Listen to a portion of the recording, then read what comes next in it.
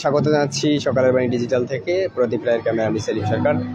দর্শক, এই মুহূর্তে রয়েছি রংপুরের ক্যান পাবলিক স্কুল অ্যান্ড কলেজের মিলনায়তনে। আপনারা জানেন, আপনাদের একটু জানিয়ে রাখি যে রংপুরে কিন্তু বড় একটি আয়োজন, যেটি আমরা দেখেছি গ্লোবাল স্টাডিজের যে একটি অলিম্পিয়াড আয়োজন করা হয়েছে। এই আয়োজন কিন্তু প্রথম পর্ব অর্থাৎ পরীক্ষা পর্ব শেষ হয়ে গেছে। এখন আমরা যেটি দেখতে পাচ্ছি যে সমাপনী অনুষ্ঠান। এখানে দেখছি যে আমরা দেখতে পাচ্ছি যে সকাল থেকে কিন্তু সকাল 9টায় উদ্বোধনী অনুষ্ঠান হয়েছে এবং এই 9টা থেকে কিন্তু এখন পর্যন্ত রংপুরের অনেক প্রতিষ্ঠানের শিক্ষার্থীরা কিন্তু এই অনুষ্ঠানে অংশগ্রহণ করেছে এবং শিক্ষার্থীরা, আমরা কথা বলে যেটি জানতে পেরেছি যে অনেক অলিম্পিয়াড হয়, বিশেষ করে গণিত অলিম্পিয়াড, ফিজিক্স অলিম্পিয়াড হয়। এই ভিন্নধর্মী একটি অলিম্পিয়াড, গ্লোবাল স্টাডিজের উপর যে অলিম্পিয়াড, এটি কিন্তু শিক্ষার্থীদের বিশ্ব সম্পর্কে জানাবে, বাংলাদেশ সম্পর্কে জানাবে এবং বিভিন্ন চাকুরির প্রতিযোগিতাপূর্ণ যে পরীক্ষাগুলো রয়েছে সেটি সম্পর্কে জানাবে। আমরা একটু এখানকার একজন আয়োজক রয়েছে, আমরা একটু তার কাছে শুনতে চাই কেন এই আয়োজন। আমাদের মূলত আয়োজন, কারণ আমরা গণিত অলিম্পিয়াড, ম্যাথ অলিম্পিয়াড, অনেক অলিম্পিয়াডে দেখি, কিন্তু আমরা যে বিশ্বে থাকি মূলত সেই বিশ্ব সম্পর্কে আমরা জানি না।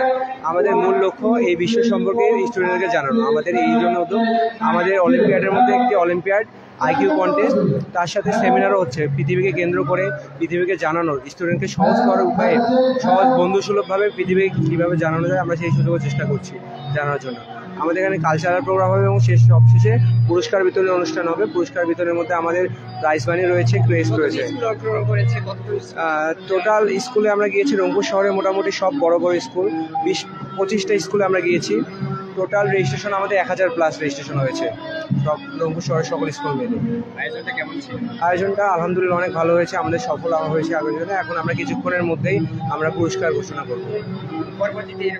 জি, এবং আমাদের সিজন 1 এবং আমরা ভবিষ্যতে সিজন 2, সিজন 3 এবং আমরা ভবিষ্যতে সিজন 2, এটা দিয়ে আমাদের বীজ বপন হবে। দর্শক, শুনছিলেন যে গ্লোবাল স্টাডিজের উপর যে আয়োজক একজন, তিনি কিন্তু বলছিলেন যে এরকম আয়োজন কিন্তু নিয়মিত চলবে এবং সিজন 1 যেহেতু চলছে, এই পরবর্তীতে বড় ধরনের একটা আয়োজন করবে বলে জানিয়েছে এখানকার আয়োজক। আমরা একটু এখানে আমরা জানতে চাই, আমরা যে এত বড় একটি আয়োজন, এখানে ট্রাস্টি বোর্ডের, তিস্তা বিশ্ববিদ্যালয়ের ট্রাস্টি বোর্ডের যিনি চেয়ারম্যান আশরাফুল আলমিন, আমরা একটু জানতে চাই এই যে এত বড় একটা আয়োজন করেছে, যে শিক্ষার্থীরা বাংলাদেশ সম্পর্কে জানছে, বিশ্ব সম্পর্কে জানছে, কি হিসেবে দেখছেন?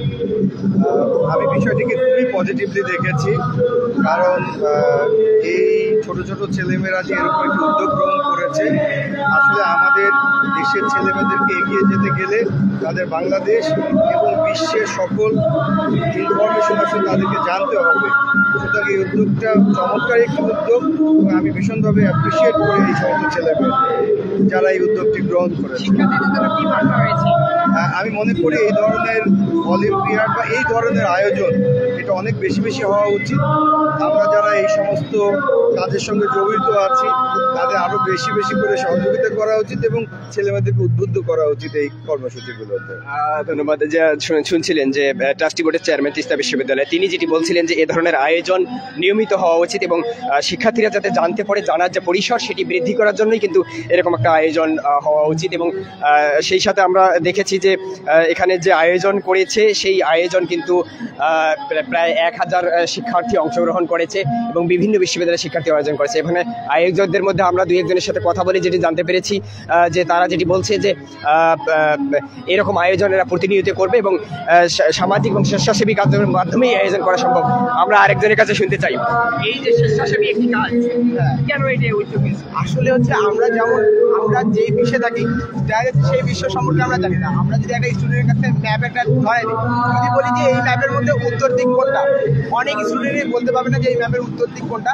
আসলে ম্যাপের সবসময় উত্তর দিক উপরে দিতে হয়। তাই আমাদের একটি ক্ষুদ্র প্রয়াস এবং আমার কাছে মনে হয়েছে এই অলিম্পিয়াডটি রংপুরের প্রথমবার এমন একটি অলিম্পিয়াড যেখানে আমাদের রেজিস্ট্রেশন অফ করে দিতে হয়েছে। প্রায় 1000-এর বেশি আমাদের অলিম্পিয়াডে প্রস্তাব করেছে এবং 15 থেকে 20টি স্কুল অংশগ্রহণ করেছে। দর্শক, শুনছিলেন যে এই আয়োজনে কিন্তু শুধুমাত্র আমরা দেখতে পাচ্ছি যে শুধুমাত্র আয়োজনই না, শুধুমাত্র পরীক্ষাই না, বিনোদন দেওয়ার জন্য কিন্তু বিভিন্ন বিশ্ববিদ্যালয়ের শিক্ষার্থীরা কিন্তু এই অংশগ্রহণ করেছে এবং তাদের যে পুরস্কার বিতরণী অনুষ্ঠান, এই অনুষ্ঠানে কিন্তু একটি সাংস্কৃতিক সন্ধ্যার আয়োজন করা হয়েছে। এই সাংস্কৃতিক সন্ধ্যায় আমরা দেখতে পাচ্ছি বিভিন্ন শিক্ষা প্রতিষ্ঠানে যারা রয়েছেন তারা কিন্তু তাদের পারফরমেন্স দেখাচ্ছেন এবং জানাচ্ছেন, এবং তারা যেটি বলছেন যে যেহেতু দীর্ঘক্ষণ ধরে এই শিক্ষার্থীরা রয়েছে সেই জায়গা থেকে যাতে করে শিক্ষার্থীদের একটি বিনোদনের জায়গা দেওয়া যায়, এবং সে কিন্তু সেই জায়গায় কিন্তু তারা এই আয়োজন করেছে এবং বিভিন্ন শিক্ষা প্রতিষ্ঠানের শিক্ষার্থীরা কিন্তু তাদের আয়োজনের মধ্যেই কিন্তু এই বিনোদন দিচ্ছে এই শিক্ষার্থীদের।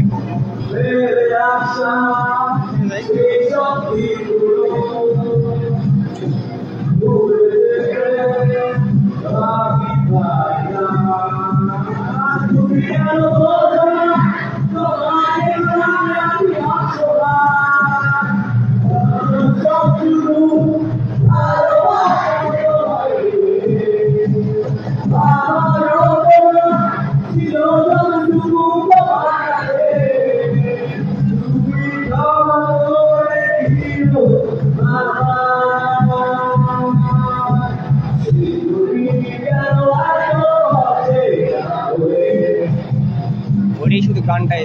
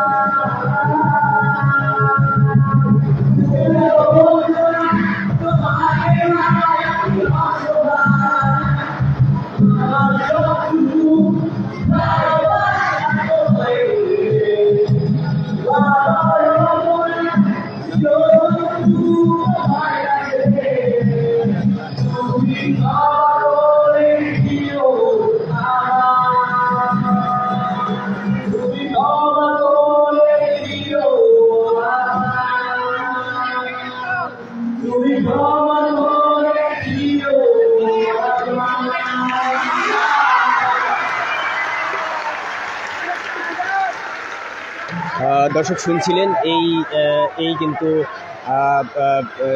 গ্লোবাল স্টাডিজ অলিম্পিয়াডের যে আয়োজন, এই আয়োজন কিন্তু শুধুমাত্র শিক্ষার্থীদের শিক্ষাদানের মধ্যেই সীমাবদ্ধ নেই, তারা কিন্তু বিভিন্ন শিক্ষা প্রতিষ্ঠানের শিক্ষার্থীদের নিয়ে কিন্তু একটু বিনোদনের আয়োজন করেছে এবং 1000 শিক্ষার্থীর উপরে শিক্ষার্থীদেরকে নিয়ে যে এই যে বিনোদন, সেই বিনোদন শিক্ষার্থীরা যেটি বলছে যে পড়াশোনার পাশাপাশি যে বিনোদন থাকা দরকার, সেই আয়োজনে কিন্তু করেছে এখানকার আয়োজকরা। দর্শক, এই ছিল Rangpur cantt public school and college মিলনায়তন থেকে গ্লোবাল স্টাডিজ অলিম্পিয়াডের সর্বশেষ আয়োজন।